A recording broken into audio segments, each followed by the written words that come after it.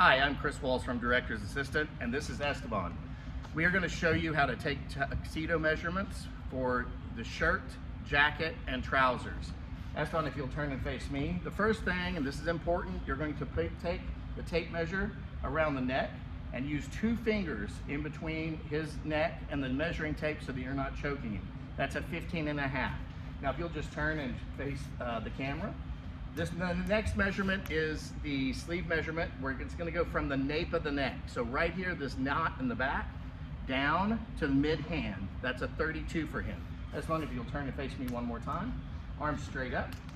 You're going to wrap the tape around and put your arms down. That's important because it pushes the shoulder blades back out. You're going to use only the even measurements, and you're not going to want to go tight on the chest.